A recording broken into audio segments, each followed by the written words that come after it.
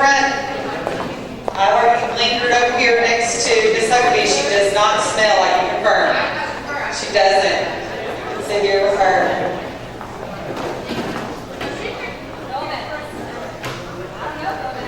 It's not going to matter because we're going to spread out here.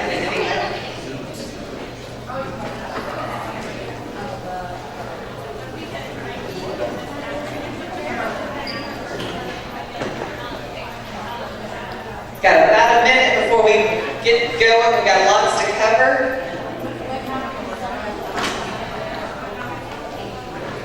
Plenty of room down front here. Extra seats. More seats over there by Miss Nancy.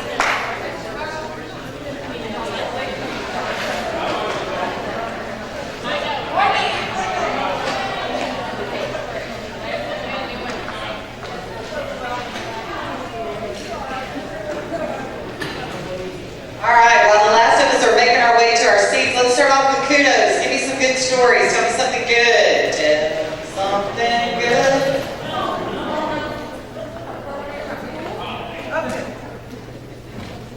I want to give everybody an update on Missy Rogers, our CIS.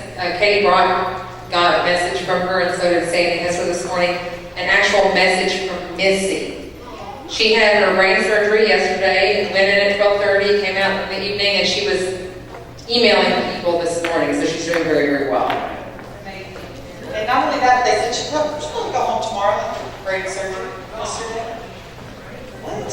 And just to say, on the piggyback, you know, testing has gone amazing, and we don't have a testing coordinator, and that's because of Kelly Fox and her group that have stepped in and filled that in. So Kelly, thank you, countless hours she's been spending.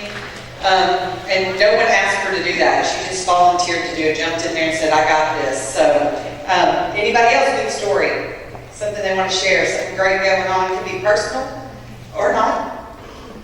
Okay, I'll talk for Dr. Dutta because she won't tell her story, but she's getting emails from all her kids who are now in college, our 13 grads, that are saying, I'm sorry I got to complain so much about how hard your class is because now my professors are saying you're the smartest ones. So that is a testimony to her preparing them and us getting them college ready. I don't have much of a follow-up to that. My dad got an 8 point over the weekend. Wow. Hunter among us, an 8 point. I'm going to think that's, am I showing correct? 8 point as a Hunter. Yes? My daughter got engaged. I'll be glad I'll be broke by the time I can say that. I just want to recognize the band, even though they're not here today, because they are hard at work practicing for area this weekend. And those kids, I mean, they don't know yet. I think they were supposed to find out today what time they compete on Saturday. So they may be going straight from competition to the football game Saturday night. So, you know, definitely give your band kids a pat on the back. Quite a few tearful band girls in my office because it's really been a tough couple of weeks on them, and a lot of people, but for sure for band, trying to do all the extra things that they do and get prepared for that. And that's the first time in school history, by the way, because we have not been allowed to compete at the varsity level until this year. So first time out, they win they win their first round, I don't know what it's called, sorry, and they advance to area. So that's huge. If they win this Saturday, they go to state, first time out. So yeah, kudos to them. That show is amazing. I want to say thank you to Brooke and Rachel for putting on our first play of the year. If y'all missed the Crucible, you missed the Crucible. It was amazing. So good job, guys. Thank you.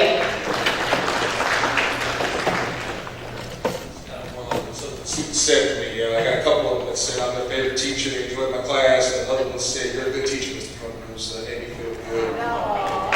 We live for right there. Good stuff. Mr. Gill, anything that I think that's all I saw.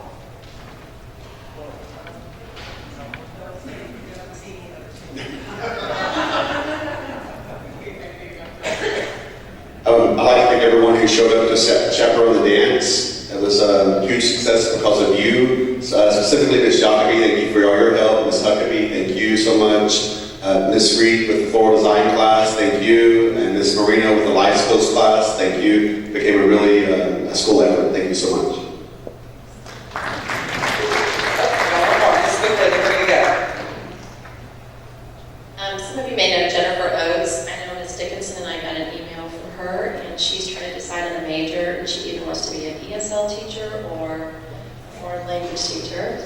teacher.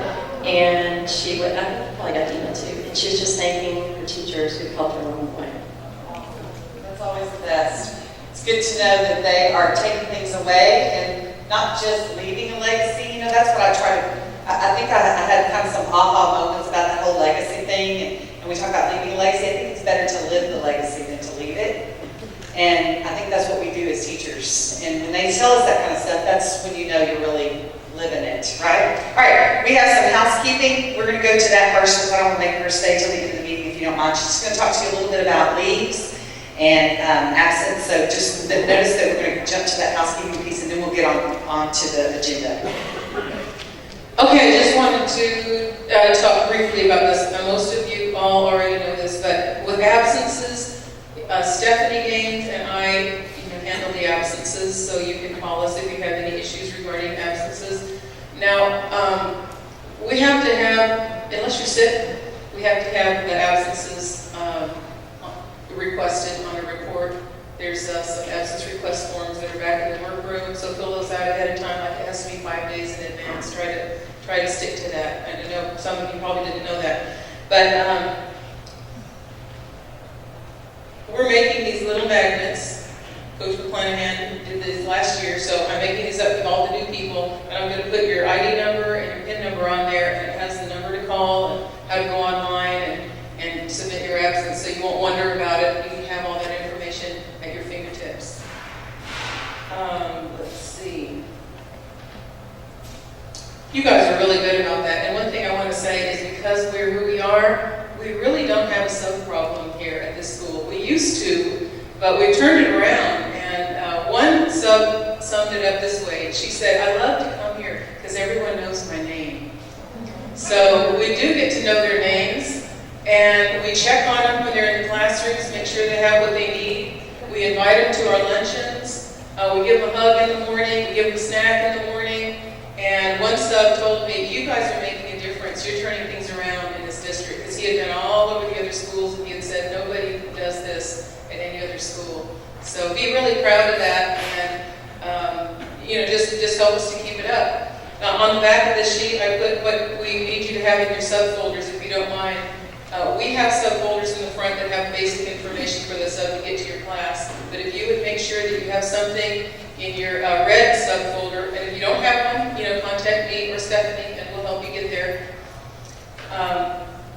Some extra lesson plans or some activities in case there's an emergency and you can't be there and you haven't prepared a plan. Just have some backup, something for a backup for us to do with your class. Because sometimes it's me that has to stand in there for an hour or two, and I'm not a teacher, so think of that. To emphasize how important it is that you're here, I've got some little drawings from the beginning of the year. Anyone who hasn't been absent Monday or Friday, because those are the days that everyone likes to kind of extend their weekend. So we have a little drawing here. Yeah, a little subway drawing. So these are the names of people who have not been absent Monday or Friday since the beginning of the school year. Let's see, who's that? Susanna Johnson. Robin Roberts. Melissa Geisler.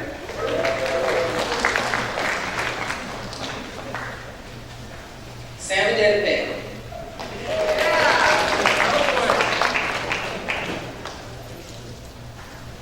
Let's see, Jeff Adams. Is he here? He's absent? He's at coaching. He'll be here till 7 o'clock. And Ms. Gohara, our librarian. Okay, that's all I have. So just know that we're the go-to girls. Stephanie and I on the absences will help you in any way. We're your friend. We're not going to scold you. And look for your little refrigerator magnet in the next week or so. I had to order some more magnet sheets. Thanks a lot. Sandy, thank y'all. Give her a hand for that extra bit that she does. Because she's right. That's something that they did, the little goodie bags, and they love it. They clamor for those things. It's amazing. So anyway, we're going to get started with our professional learning community today. If you notice that's what it said in the email, if we're going to go away from the term faculty meeting, same thing. The main thing I want us to really establish here is that the work that we're going to do is about improving teaching and learning. So So every time we meet, we're not going to sit here and spend countless hours of talking head in the front of the room. We're going to look at student work, we're going to look at each other's works, we're going to look at our grade books, our lesson plans, all those things where we can improve our teaching and ultimately improve student performance or their learning. So that's the main concept for this, every meeting that we're going to have. And I hope that you will embrace that same concept or theme in your department meetings or in your team meetings. Because if you're sitting in there and you're spending 45 of the 45 minutes, if you spend 75% of your 45 minutes grinching and griping, you haven't done anything to improve student learning. So what you want to really ask yourself is, what I'm spending my time on right now going to improve my teaching or improve student learning? If the answer to that is no, stop what you're doing. Back up, regroup, and refocus. Because it's real easy to look up and you've talked for an entire 45 minutes about nothing that's going to make you better. If you know what I'm talking about, right? If you have an issue, you know you're angry that there's not enough refrigerators in the building, well, we put a little box in there and you can put that, just write it and put that in that box in the workroom. But spend your team time and all that kind of good stuff focusing on our primary central theme and concept, just like you have in all of your teams, right? Central theme, and everything you build in your lesson design is around that central theme. And then we have some objectives, which I wrote to you today. So the first one we're going to work on is being able to describe and prove progress made toward our goals. First and foremost, I thought I could sit here and ask you, somebody tell me your goals. Number one, that's a recall question, pretty lower level. I'm not going there because I want to spend time improving teaching and learning. So instead, I'm going to have those questions posed to you in another way. We're going to do a protocol, a PLC protocol. You remember those, right? We tried to do one of those each time, and I put it in the protocol folder so you can try it yourself if you like. This one is called Chalk Talk. It's done completely silently. If you notice, I've got little table tents around the room for your department. So for example, if you're an English language arts, you're way back there in the back, right? Or language right there in the middle, fine arts there in the front. So you're going to go to that area. There's a guiding question there that's asking you, have you made progress towards the goal in the CIP, which would require you to know our four goals. And rather than to stand up here and ask you to recite those to me, I put them out there for you. And so around each one of them, the same question for all four goals. What have I done? Have I made progress? And how do I know? Right? You can't just say you've made progress unless you can prove it to me. Okay? So, no talking. This is a completely silent, reflective activity where we're going to say, okay, what is the English department doing to help algebra? What is algebra doing to help English? What is health and PE do to support student health and wellness? All those kinds of things that we've decided in our CIP that we're going to focus on. Okay? So we're going to take just about 7 minutes to do this. So if you would join your group, I've got 4 goals. That's all that's in our CIP. And I need you to be, again, you can write, let me tell you how you can do this. You can write something, and if you want to piggyback on that, instead of rewriting it, just draw a line and add to it. Or if you just are real square with that, you go, that's what I would have said, put a check mark by it so that we get an idea and a sense of how strongly you feel about it. Okay? All right, let's go. Exercise. Anyone? I should do random questioning, but since we're adult learners, we're going to do this because everybody's volunteers, not voluntold. It personalizes it. I mean, it's really easy to look at those goals and think, oh, that doesn't apply to us, that doesn't really apply to us. I can sort of help with that, that doesn't really apply with this. But the thing I was saying is I was really good at the ideas, what have I tried to do, but the how do I know if it's worked part, I don't think we always take the time, especially in our discipline, to do that because we don't have the data that other disciplines have. So a question maybe in your next department meeting would be, what kind of data can we look at to tell us if we're making any progress? And I'll tell you, I know you think, gosh, can't think of anything better to do on your weekend, but as I sat down and wrote all these questions and was thinking about how are we going to move forward, I got a real sense of urgency. And when it dawned on me that we're 25% of the way done, we wrote a strategic plan. Are we 25% of the way there? We should be. And if not, why not? And if so, how do I know? Because we ask teachers all the time, how do you know if they got it today? So my question to you is, how do we know if we're making progress? So hopefully you can see the benefit of this, and you can expect that we're going to revisit this question frequently, because I hope you feel the same sense of urgency. That to me is the main thing. And the second thing is, some of you are probably going, I don't know what the 4 goals are in the CIP, if you're absolutely honest. And we cannot reach a goal if we don't know what the goal is, correct? Would you agree with that? There's no way to reach it if you don't know what it is. So we're going to be referring to it, looking at it all the time, so that we can be working toward the goal. All right, we're not going to make your brain burn one thing after the other. So at this time, I'm going to bring up our counselors. They're going to talk to you a little bit about something you're probably getting some questions about these days. As we work in this college and career readiness arena, they're going to start asking you for recommendations if they haven't already. And we want to talk about tips for writing really good college recommendations. If you dread doing something like that, please try to dig down really deep and understand that it's a lot different than when we applied, and that this, often, your essay will make or break a decision. It is a separator. And so it's very important. If an admissions officer is looking at that reference letter and they say you could have substituted any of the other students in this pile's name in that letter, they don't give you any credibility in that letter. It's as though the student did not submit a recommendation letter. So it's going to be important that you don't accept to do too many. And if you don't feel like you can write an authentic, supportive letter, don't agree to do so. They can ask someone else. There's lots of other people. Okay? All right, so having said that, I'm going to turn it over to Kelly and Katie. They've got a handout for you. If you haven't already picked that up, I'll help hand it out. I won't keep the microphone long, I promise. Well, she pretty much said everything we were going to say, so. Just a couple of quick points. If you're not a senior teacher, that does not mean that kids might not come to you for a recommendation letter. So it's not just the senior teachers that we're going to be addressing today. So you should have a handout about recommendation letters, and I'm going to turn it over to Katie.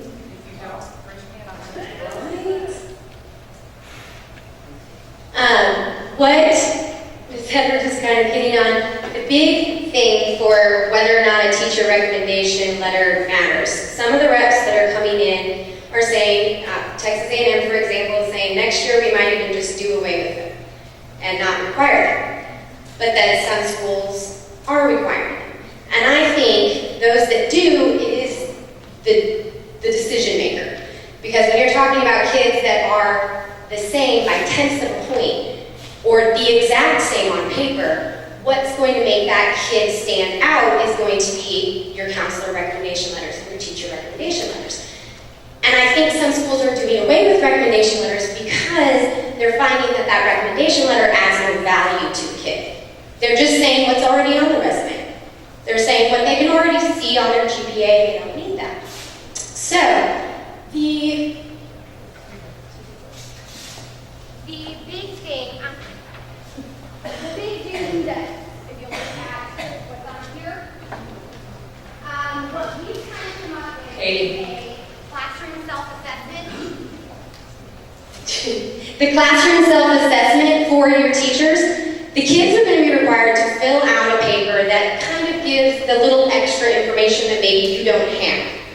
Okay, it's going to go in that packet, so they should be giving that to you to help you better write a recommendation letter for them. Okay, so that's one thing on my do list. Please ask that they do fill out that sheet for you, because that's going to help. They can submit a resume. Ms. Clark, she has a great program for her kids, and I put right in that packet. If you have Ms. Clark, you can do hers in lieu of this sheet, because it's fantastic, but it may be a little bit more intense for the other kids, so we don't have to do it all.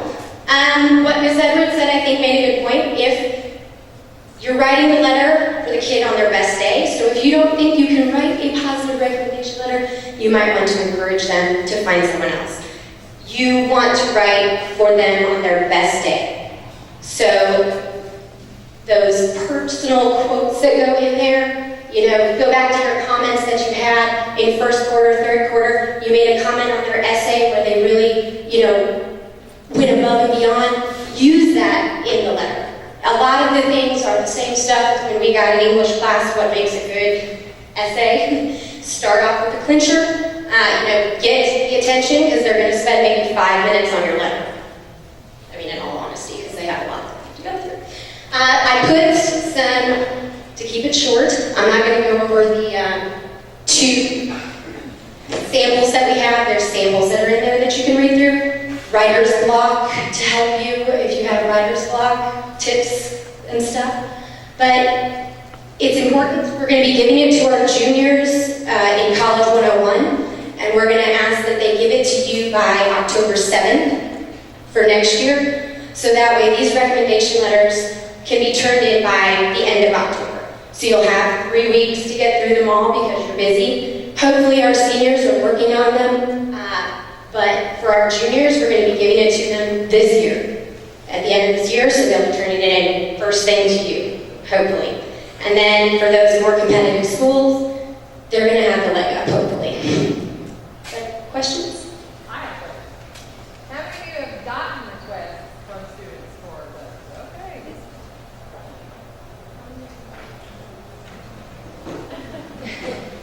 Yeah, well, that's why, how many of you have not sent them out yet? That's why we're hoping if we hit the juniors this year and they give this stuff to you by October 7th, you'll have that time. We're going to be talking again with the seniors on the 30th. If you don't have those in, most of our deadlines are December 1st for school, so we've got November to get that stuff in. That survey that seniors filled out today, I appreciate if you got your kids through that. That's helping me pinpoint those kids who did not take an SAT yet even, so I can pull them in now and say, let's figure out what's going on. So if you haven't done that survey, I'm going to give you a list of the kids that still need to complete it because I really need that information. It's helping me. You mentioned that I've had a student that very politely said, oh, and the deadline's November 15th. So that's great, they'll actually do that. Yeah.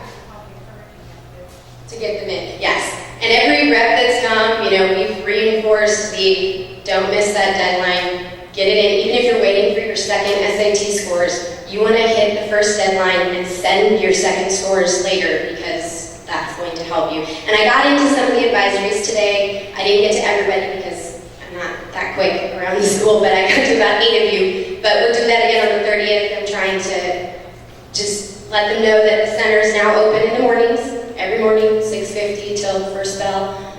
We should be getting our computers this week so I can handle a bigger volume of kids in there. But they can still come in. We still got stuff that they can use and work with before we get our computers. Logistically, will we be trying to mail all these as opposed to fax and putting them on like school envelopes? Do we have access to letterhead envelopes? Not school letterhead, but The kids should be giving you an envelope with, that's going to go in this packet, what they need to do. The Common App, they will request electronically.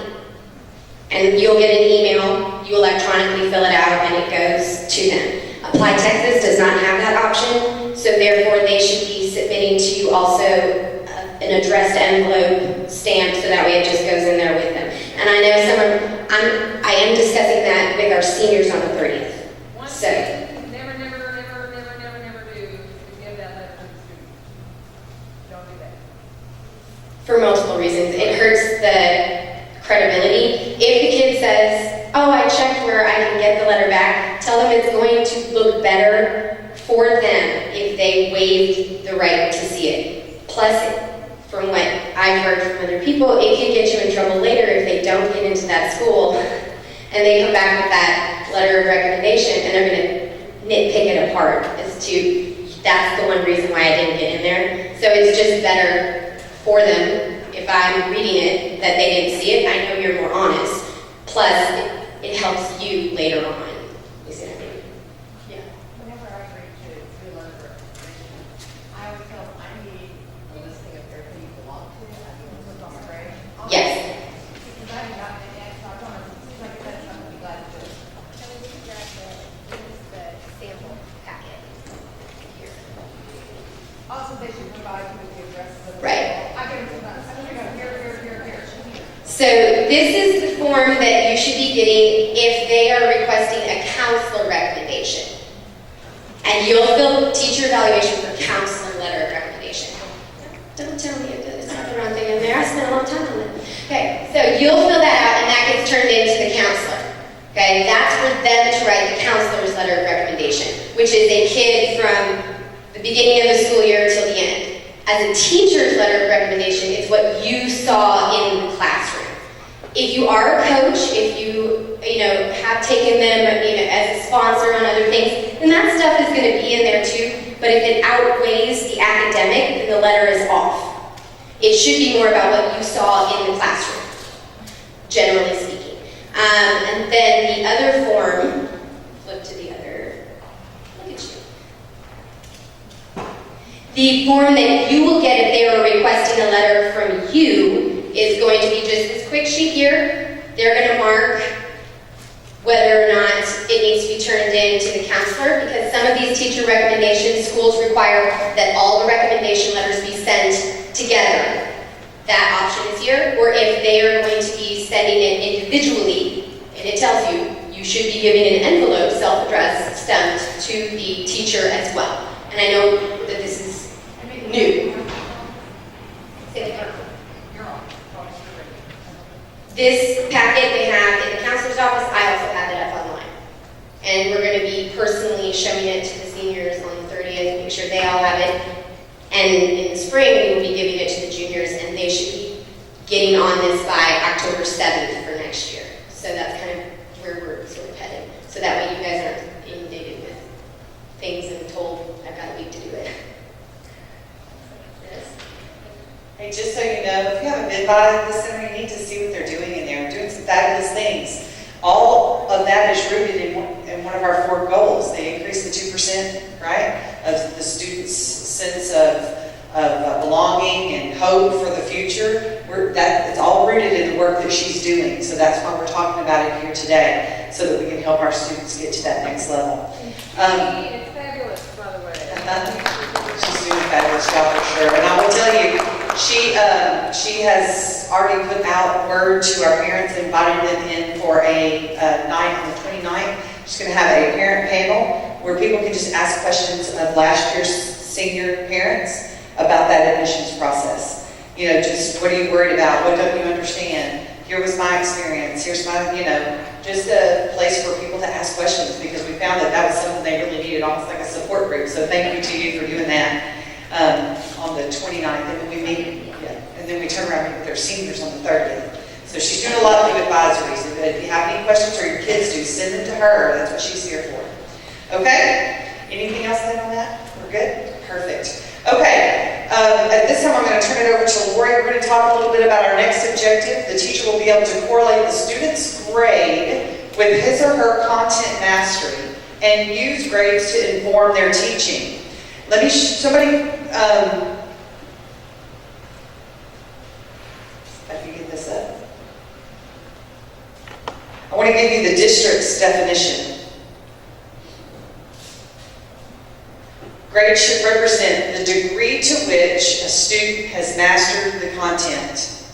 I put this in our folder for today. It's on the end drive under teachers, under faculty meetings. If you go into today's folder, you can print this little sentence strip out for yourself and put it right there where you input your grades. That would be amazing. Because as we begin to review, as you know, we asked you guys to print out your grade books. And as we begin to look over those for correlation to support our progress, we're looking for progress towards our goals. We're looking for the content mastery, some sort of indication, so it's no surprise on how our kids are going to do on DAs. We found some concerns. So in that, we have to be able, again, in this community, to trust each other and have conversations around difficult concepts sometimes. We're just going to come out of here arm in arm. And we have to look at each other's stuff and say, and ask the question, is this representative of the degree to which the student mastered the content?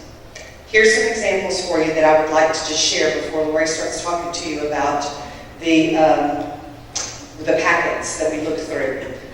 First of all, those of you that turned them in, thank you very much. Those of you who didn't, it's not optional. When we request them from you, we need to get that in so that we can all look at it. We can't grow and improve teaching and ultimately improve learning if we don't all take part in the process, okay? So it's good to reflect. So what we're going to be doing is tuning reading our grade books and asking ourselves, is it more important that I have 22 grades or 11 that truly represent the content, the degree to which the student mastered the content? For example, notebook checks, you got to talk about that. All right? Especially if it's a major grade. Especially if everybody got 100. Okay? So I'm just laying the groundwork, things I want you to think about, and keep that question in mind. I'm just going to give you some more examples, and we're going to look at those. So department chairs, I gave you your stack. Please hand them to your departments. We're going to look at them together. We're going to talk about things. I try to give you some feedback, and I want you to know that we got these this week. We graded them, quote unquote, right? Not really. But circled some things, gave some feedback timely and specific. I didn't wait 3 weeks to put that grade in before you knew why I wanted it. Just sharing that. Hope that is impactful for some of us. And as we go through those, Lori's going to talk to you a little bit more about that. Here, I'll take those and you take this. I had to turn it off.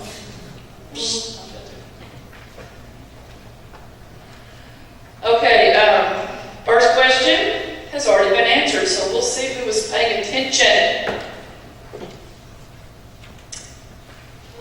Anybody want to tell me? Ms. Edwards just talked about it. What is the purpose of assessment? Mr. Ferris Bueller. Anyone? Anyone? For those of you my age. Yes? The purpose of an assessment is to evaluate the degree to which a student can I think he has a photographic or auditorial perfection. Yes, measure the degree to which the student has mastered the content. So all we're doing in these grade books, and if you didn't get yours back for some reason, come see us, it's just reflection. So don't go, oh my gosh, what does this mean? Oh, this is horrible, wait. It's reflection. So you'll see some circles, and some of it you have to figure out why we circled it, see if you can figure it out. Some of it is we may have written comments. Some of it may have been one example, and everything else in your grade book looked fine. So, what should we be looking for, or what were we looking for? What brings up red flags to us when we look through your grade book?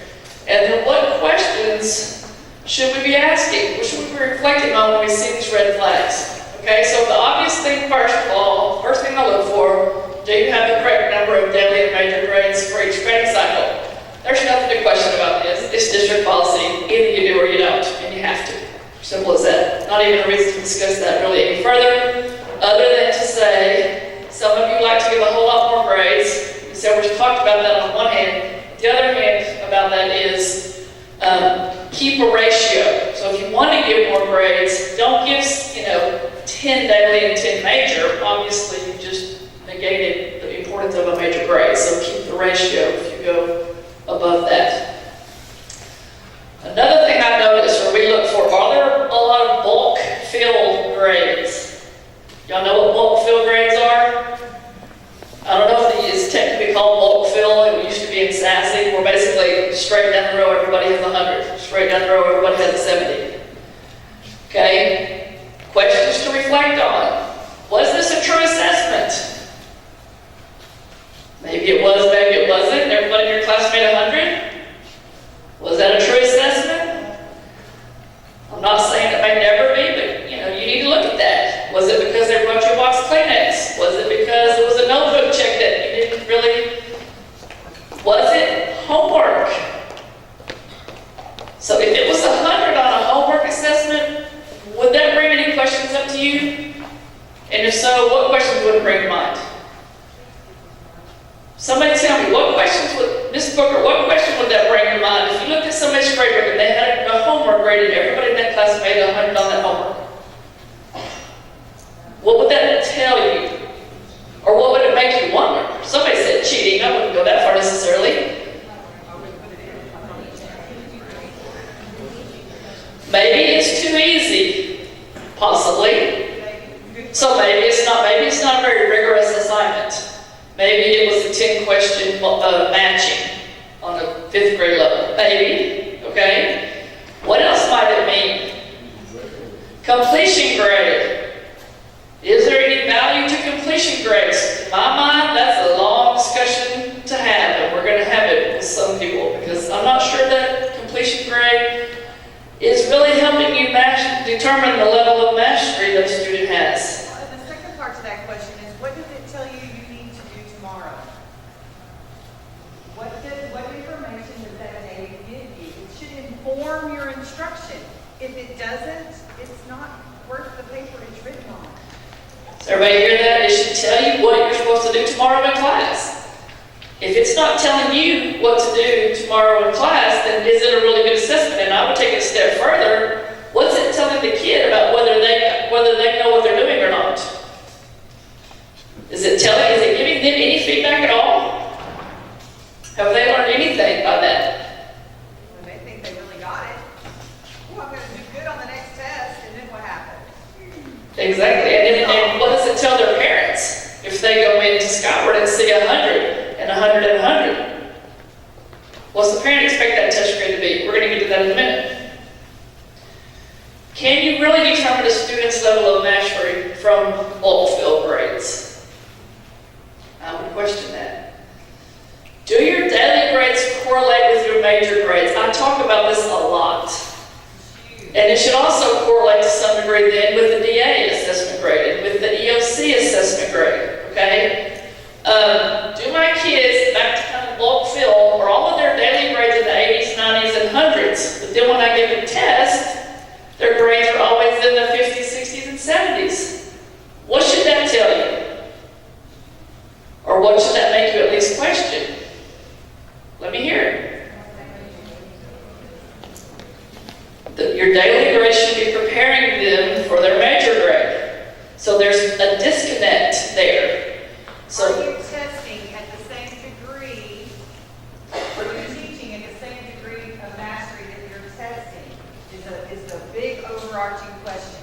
Because if you're giving these little easy things along the way, 100, 100, 100, 90, 100, 100, 50, did the test have anything to do with all those hundreds and 90s along the way? That's the questions you should be having in your team. Those are the discussions you need to be having in your department meetings. And so there's a lot of things you can look at that. I mean, that's the most obvious thing. And, you know, are my daily grades just piddly little nothing grades, and then I'm really testing at the rigor of where I should be testing. Sometimes they're all making legitimate 80s and 90s on legitimate daily work, but your test is ridiculous. And I don't mean that, because most of the time that's not the case. I'm going to admit that. But sometimes I know we've talked about rigor, and we've talked about testing them at a higher rigor. So, you know, but you also have to realize you can't make it always an entire test at the EOC test level, because what's the passing percentage of the EOC test? About 40 or 50. So you're giving them that same level of test, but expecting them to get a 78 or 90. And the state's not expecting them to get a 78 or 90. You know what I'm saying? So you might put some of those questions on there. Believe me, I'm not saying don't have a lot of rigor. But sometimes it's maybe some of the other directions. So you have to talk about all of these things. So the big overriding question always is why.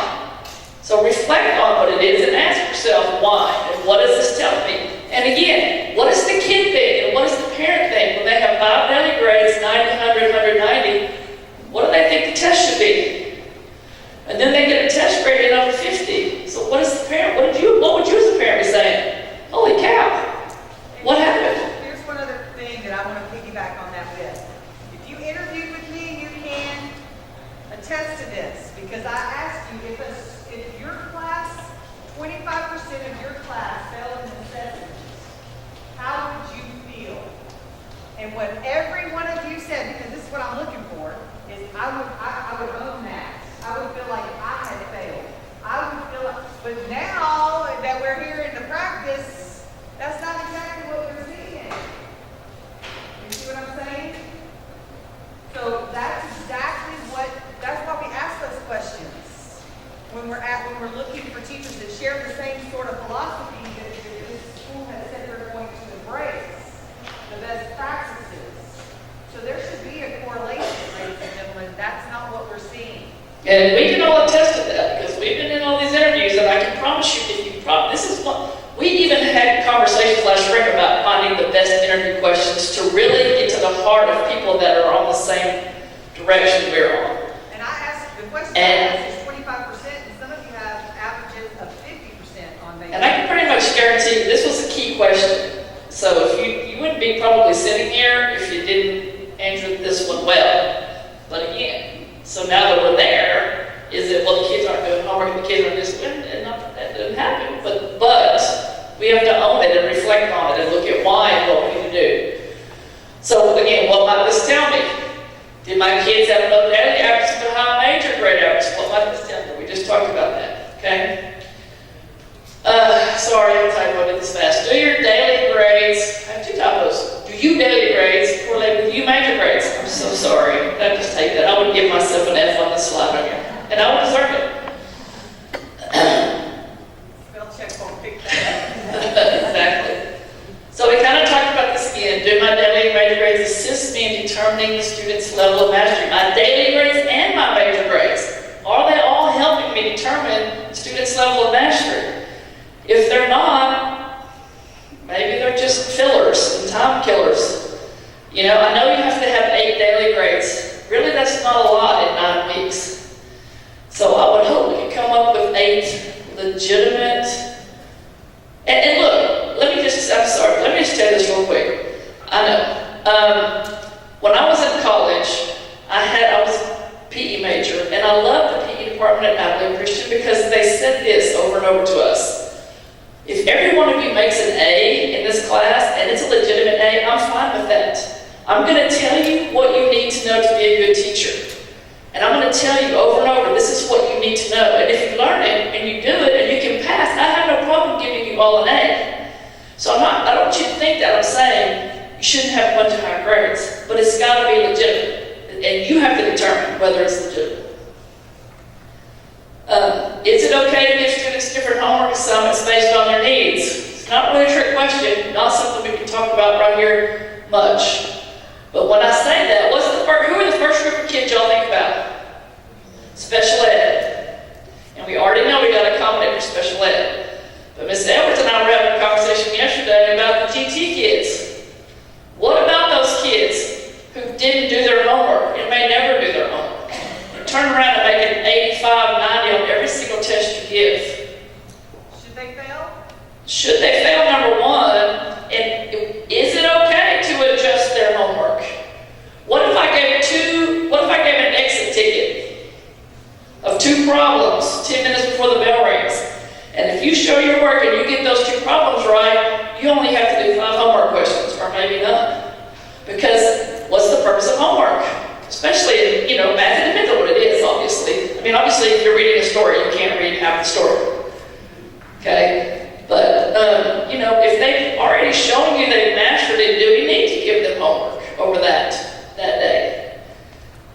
We tend to look at it the other way. The struggling kids, we give them less because it takes them so long to do it, and that's legitimate too sometimes. But, that's conversations we need to have.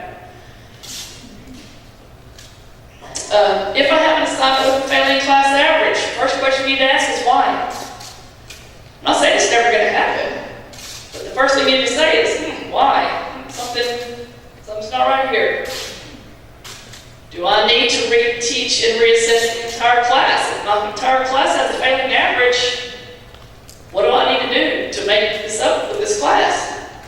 Do I need to reteach using a different strategy? Most of the time the answer to that's going to be yes, because they didn't get it with the first strategy, so you might want to try something a little bit different. Did all of my classes have a failing average on that assignment, or was it just one random class? And if so, did something different happen in that class? What about the other teachers on my team? We pretty much give a lot of the same assignments. Am I the only one who had a failing average, or did we all have something wrong with that? And then let's talk about it. What do we need to do to fix it? Are my retest or retention quiz scores lower than the original test? Sometimes that's happening. I know you're all doing different things for retests, but again, if they failed the first time, and I'm supposed to reteach, and I retest, and they fail worse the second time, what do I do now? Can I stop? Oh no. We didn't really accomplish the ultimate goal, right? How did our reteach before the assessment? What were the kids required to do before the retest? How did our reassessment correlate with the original assessment? Was it pretty close? Was it completely different? Okay, so just some things to think about, mostly some things we need you to be starting to talk about in your team meetings, your department meetings, etc. Absolutely. I think that's the most important part. You know, if you're not having these conversations, you need to be. You have your conference period every single day, and some of you are not meeting with your teams frequently enough. Or you may say, well, we don't have anything to talk about. Really? Because I'm thinking you do. You can talk about grades, you can talk about common assessments, you can talk about lesson planning. There's lots of things for you to meet and talk about if you embrace these discussions. If these fire you up, if you see the value and the connection in this and improving your teaching and learning. Because I can assure you that if you're examining that under that sort of a microscope, you will improve, which ultimately means they will improve, and that's what you get paid for. Make no doubt about it. When you signed on, you said, yes, I'll do whatever it takes. Yes, I will look at my own practices. Yes, I will make certain that the grades that they get are authentic and that they reflect the things that the district values, which is the degree to which the student mastered the content. Closing with this, and please do not be embarrassed if you know who if you think I'm talking about you, because everyone among us has done this. But if you're taking a grade like this,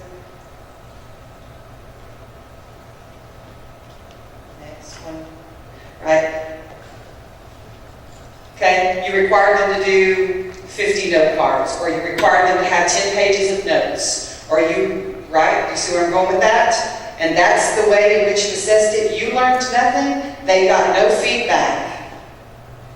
And ultimately, if I'm one of those students, I'm not so sure I don't think you're giving me stuff that's wasting my time. So then the next time you give me something to do, I'm probably not going to do it. Do you see where I'm going with that? And you know what? It's okay for us to have these conversations. I totally want you to have these conversations. Notice, it's not like we have a grade book and we're putting this stuff in a grade book. It's not. It's not about that. It's about embracing difficult conversations, improving our practices. Okay? So make certain that what you spend time on is worthy of your time. Because you're all talking about, I don't have much time. You're all talking about, I don't have time to do that. I have too much on my plate. So then why would you waste time with a completion grade just thumb through something to see that they had something on an index card or on a notebook? Or count something like that as a major grade. I'll give you that for a major 100. Really? Yay, the kids love you. You're super popular. They learn nothing. And you don't know what to do tomorrow. Agreed? So, these are the conversations I'd like for you to continue. We're starting it here, and we're going to continue this with the department chairs, and we're going to challenge them to ask you and your teams to continue these discussions through the professional learning community by looking at each other's grade books, looking at each other's assignments, looking at your homework that you're giving them, and asking each other, what do you think this would tell you? What would it tell you? And you have that discussion, and you either approve that quiz next time. It doesn't mean you shuck it all and you're terrible or anything like that. It just means we're going to grow together. You don't have to have the answers to all of your questions by yourself. That's why you have a team and a department. Together, you can answer a lot of those questions and come up with really great quality teaching, great assessment, and ultimately improved student performance. And that's what we're here to do. Right? Okay, so we're going to look at our next objective in the same vein, under the same premise.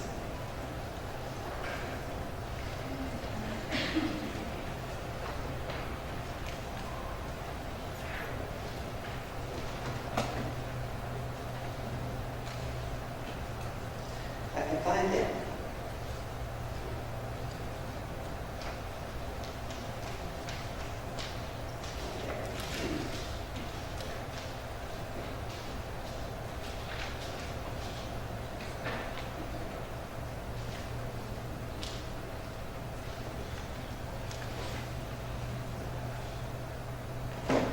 I want to show you where you can find some of these things. Is this not? Oh, it's the H drive. That's it. Lori went somewhere else. Now I know I'm stuttering here. All right, M drive, teacher drive.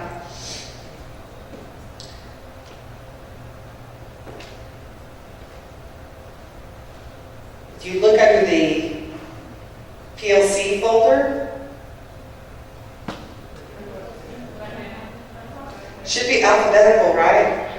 There we go. Okay, you can see I've added some more, the chalk talk that we've talked about, and one called a tuning protocol. I'd like for you between now and the next time that we visit to have done that with your team. And that tuning protocol is just like you can use it to fine-tune anything.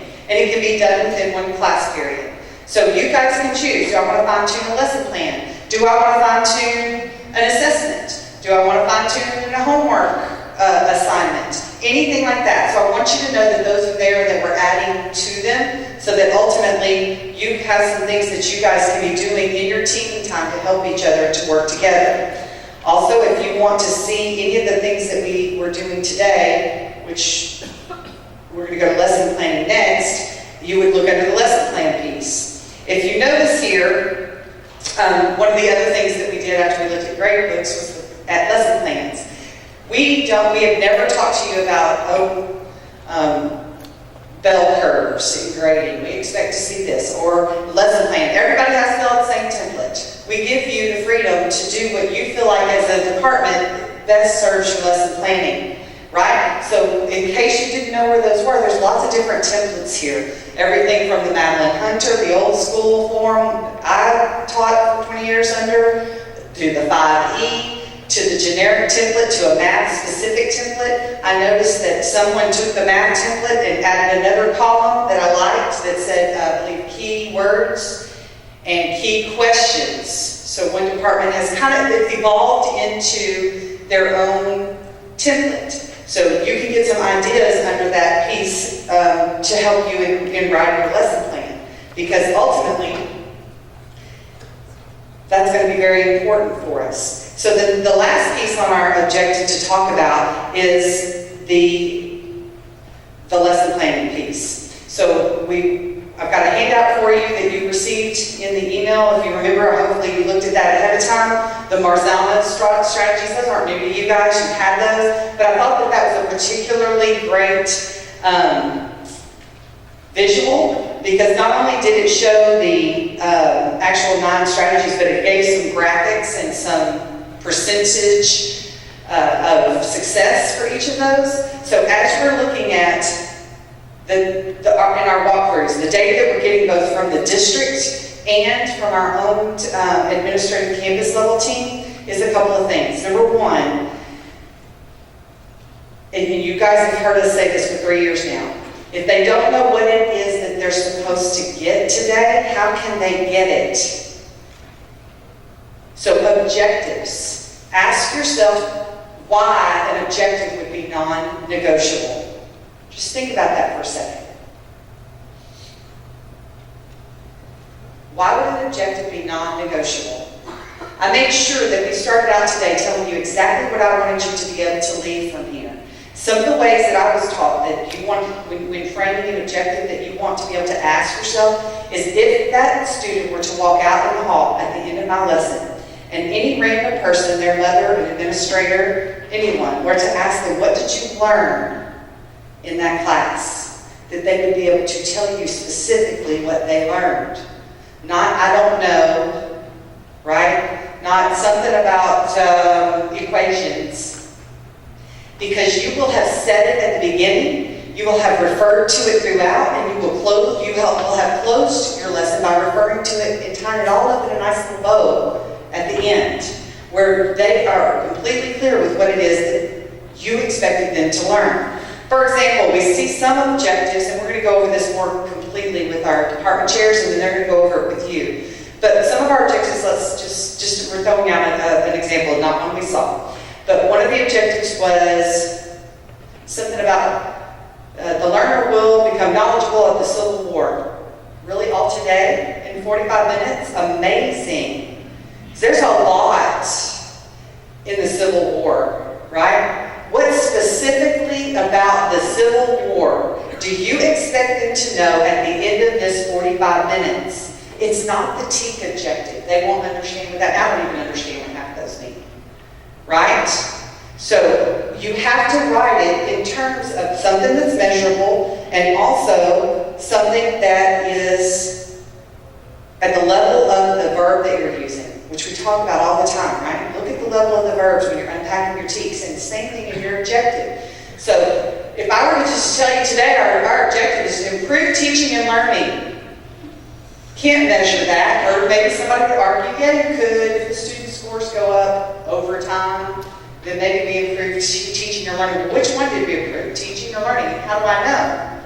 Right? But specifically, what we're talking about right now is the teacher will be able to write an instructional objective that conveys the expected learner outcome. So I would be very disappointed if you walk out here today and I ask you what you learned about objectives and you could not say, I learned how to write an objective that conveyed the expected learner outcome. That's what I want you to know. And that's what you write on your board. When I'm done talking and when you're done doing this activity, students, I want you to know this about proportions. Not just about proportions, this about proportions, because tomorrow we're going to know this about proportions. And then when I'm all done, we're going to know all of this about proportions. How it builds on each other. Agreed? So, the reason we ask you to bring your lesson plans is because we want you to work with your groups on the objectives that are there. So the whole point was to say, number one, let's look together as a team, professional learning community activity, look together as a team at the exact objective that I have currently and ask myself, is it measurable, is it specific enough? And when I say specific, I don't mean detailed to the point where it's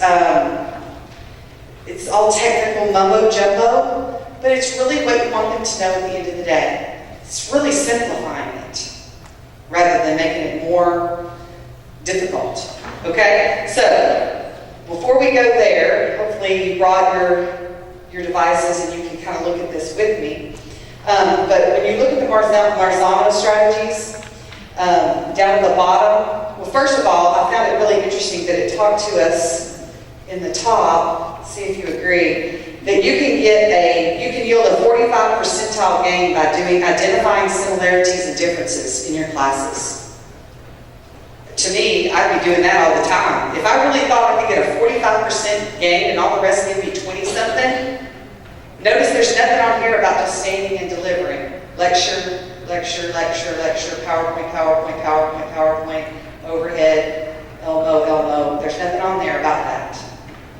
They're talking about using specific things like thinking mats, T-charts, Venn diagrams, things like that to expand the learning. So that's a 45% gain. I've seen some people taking notes, but notice here what it says about notes. It says it can yield a 34% gain, but it also says that they have to use summarization techniques.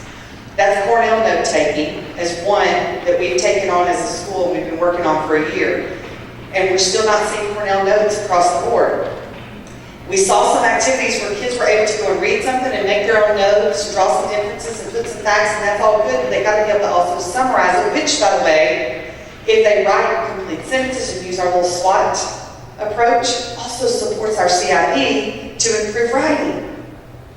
Do you see how it all ties together? Then you would have an assessment that would tell you, should I put that in a grade book, or tomorrow should I reteach, or can I go on? Do you see how it all interconnects? Great objective, solid lesson. Use it or not use it based on what it tells you. It all connects as far as improving the learning and the student performance. So you've got the 9 strategies, and then down at the bottom it shows you examples of, if you don't know, some different ways to compare and contrast, different ways to do different diagrams, organizers, graphic organizers, etc. So this is one of the things that I sent you. Here's the classifying, creating analogies, etc. So there's some really nice suggestions in that article. I hope you had time to look at it. If not, you're going to want to take some time before you start working on this lesson plan piece. Also, in that same resource manual folder, you'll see 2 different documents here about strategies, questioning techniques. I like them both, and so I couldn't decide which one to use. There's a shorter one, and then there's a really long one, and then there's this video. So just so you know what's in there. and you can see all those different things that you could be using with your team time.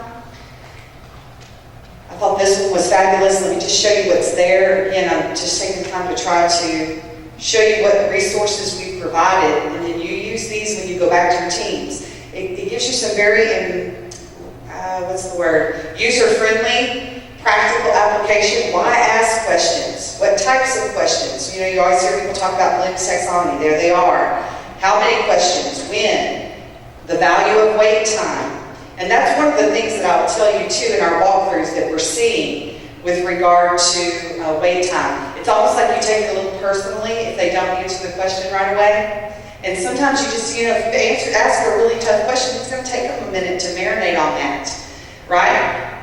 But the worst thing you can do is give away the candy from the candy store. You make no money if you give away all your candy and you own a candy store. And what we see happen often is that you ask the question, they don't give it, and then go, remember when I said it, and you give them the answer. So what you just assessed is what you know. Okay? What you need to be assessing is what they know. So we want to ask you, in your lesson plans that we asked you guys to bring, we want you to look those up. We want you to look at the objectives and talk about, how could I just tweak this a little bit, make it a little bit better objective. And I want you to script some quality questions. I'd like for everybody to include in their lesson plans 3 quality questions. If you want to do 4 or 5, that's fine. But script yourself 3 questions so that you're not constantly winging it. Right? Yes, they're going to ask something that's going to make you think, oh, I didn't know they were going to go there, and that's okay. That's fine. Maybe you go off there. We're just talking about 3. But what we find is when you're just winging it, they're all lower level questions. So script 3 questions that are middle or upper level, because the lower ones are going to come easy to you to ask. Script the higher one. And one last technique I want to give you to think about is one of the best teachers I ever had. I swear I don't think she should have been a politician, I don't think she ever answered a question. Every question she asked of us, we would answer, and she'd ask another question, and another question, and another question. I mean, we had to really discover the learning. We had to really discover everything we ever got to. But I tell you, I can remember that her, and I can remember those classes and those concepts better than any others.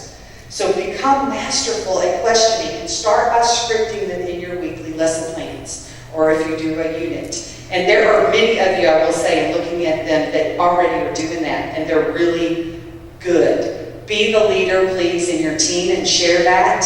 You are a wealth of knowledge. If this is something you're going to already do that, well, I'm just going to tell you, not everybody on your team does. That's what a real PLC is. Share that with your teammates. Let them see your template that you choose and how you script those questions in. And then make sure you ask those questions. So again, you're going to look at your lesson plans, and everybody's going to say, hey, look at mine, look at this objective, what do y'all think? And you're going to get feedback, you're going to tweak your objectives, and they're already there in the files. So it should be easy for you to adjust. Or if just one person wants to be a guinea pig, you can pull up those ones and everybody can look at that one. That's still a PLC activity, okay? And you're going to look at the objective and you're going to add 3 questions for the lesson, okay? So let's go to work on that. We'll come around and work with you as well. But please I don't care if you work with your, just the Algebra 1 team or the whole math department. Doesn't matter to me, your choice. Hearing some good conversation about not only writing the questions, but maybe even think about telling yourself in your lesson plan, when in the lesson would I ask this question? Is this a question for the beginning, middle, or end? You might want to make that note. Some people have said that would be helpful. You guys don't get caught up in the number of questions. Somebody said, we don't think we really need 3 questions. This is day 1. We want to be able to have 3 questions on day 3, but not 3 questions on... You're not getting a grade on whether or not you have 3 questions in your head. It's about this question. If they can ask these 2 questions, answer these 2 questions at the end of my lesson, I know we are on the right track. Right? And I'm not winging that and then wondering.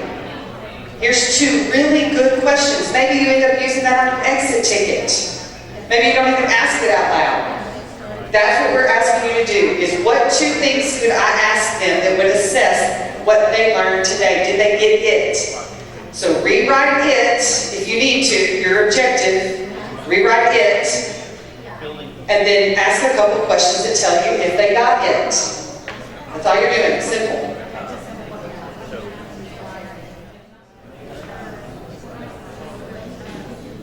As you're looking at your objectives or your questions, either one, I keep hearing some themes recurring in the questions. All my questions keep saying, how can I do this, or how do you do that, or and why.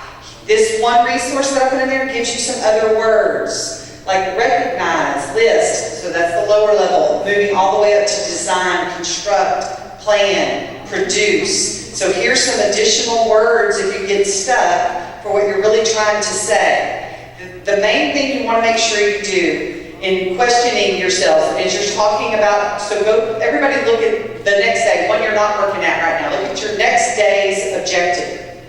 Is it an expected learner outcome, or is it an agenda item? Do you understand the difference? Is it an agenda item? The student will work on understanding chemical and physical properties. Complete a worksheet on chemical and physical properties. That's an agenda item.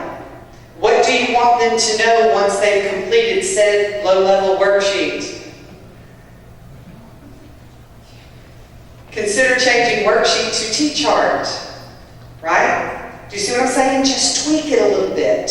That's what you're trying to do right here now. You've got your baseline document. Ask yourself the question, what I have here, looking nothing at, but you're at an objective, is it an agenda item or is it an expected learner outcome? Okay, so ask yourself that. Then after you go there, now start script. Now ask yourself, what 2 questions could I ask that would tell me if they got it? Make sense? Okay, so go to the next day. Last one. Let's do one more together. All right, I'm going to close this lesson up just a little bit. If I can have your attention, I'm thrilled that you are still talking and want to continue to talk because that's what I want you to do. My hope was that you would walk away from this going, oh, this is what we could be doing with our team time. Okay, I can see the benefit in having these conversations. You know, it takes 5 minutes to really look at your lesson plan with yourself and be sure that it's wonderful. But when somebody else looks at it and you're open to having a conversation with them and hear other ideas and suggestions and tweak it, it gets better. And if it gets better, the student learning should improve. And ultimately, that's what it's all about. So I felt a little bit at the beginning of this, a little tension, like somebody felt the need to be defensive, because we're kind of laying it out there. We're looking at your grade book. We're looking at your lesson plans. Okay? Okay, so we're all going to lay it out, bare ourselves a little bit, and we're going to talk about those things. And we're going to make them better. We're going to make them something we want to share with everybody. And because they're going to be amazing, and they're going to be awesome, and our students, you're going to start seeing them improve. And that's when you feel great. Because how do I know that? That's what you shared at the beginning of this whole thing. That's what you shared. You cared that the teachers, the kids thought you were doing a good job, that the kids were learning what you were teaching. All we're trying to do is get you to help each other, help yourself. Does that make sense? Everybody together, working together to improve each other's stuff so that everything's easier, everything's better, your time is better spent. So if you don't do anything between now and the next time your department meets, please have conversations with your team around objectives and understand this, remind each other, make sure you got your objective on the board. I can tell you this, in some of the district walkthroughs, they had such a rampant problem that the district people told the principal, from now on I want lesson plans on every teacher's door on the outside of the door, taped outside the door. Because we don't believe they got any lesson plan. I can't tell an objective, I can tell what's going on. We don't have that problem, okay? We don't want them telling us what to do. I would much prefer us to get together and look at our data and us decide where we need to go, us write our strategic plan, us check our progress, us sit together and create what's best for us, okay? But I'm telling you, they're coming through with data, and math can tell you, because they're the first one, they've done 500 walkthroughs in the math department already. And they're talking about level of rigor. Was there an instructional objective? So that if there isn't an instructional objective, they're going to turn around and walk out of your room. Because how can I know if there's alignment? So I can't even grade you, so to speak. But you can bet it'll have a big X where it said didn't have instructional objective. Those are the people having to take their stuff on the outside of the door. That's why I'm telling you it's a non-negotiable, not because it's for me, but because it's a district expectation. Okay? And that's a good thing. We're doing it anyway, 99% of the time. Okay? So, next time you're going to have these conversations around your objectives. You're going to have conversations around good, solid questions. Agreed? So, here's your homework. I want you to watch that video that's in the resources file. It says YouTube on it. Right here, resources. I can't read. This one right here that says YouTube. So I want you to watch that. You can watch it as a team in your conference. That's fine, something like that. Also, in this same resources file, I've had somebody over here saying, I've got some great question stems from my previous assignment when I was an avid teacher. I've got some great question stems over here that tell you, don't write the past tense, write the present tense. right? Put them in the resource file. That's why it's got a little file that says resources. Under planning, so it's in Drive, teachers, lesson planning, resources. Share it with everybody. That's how we're going to get better. That's a real professional learning community. All right, guys? I hope you found this to be instructionally focused. I hope that you walked away from here better at what you're trying to do, and that you feel supported in the effort toward becoming a better teacher and towards improving student learning. And so what I ask that you do, if you would, just turn in your lesson plans to your department chairs, your grade books, back to your department chairs. We're going to use those to look at lesson plans here together for a few minutes. So department chairs, remember we're standing here after. And everybody else, if you will just kind of quietly, quickly exit so I can start with them, that would be fabulous. Thank you.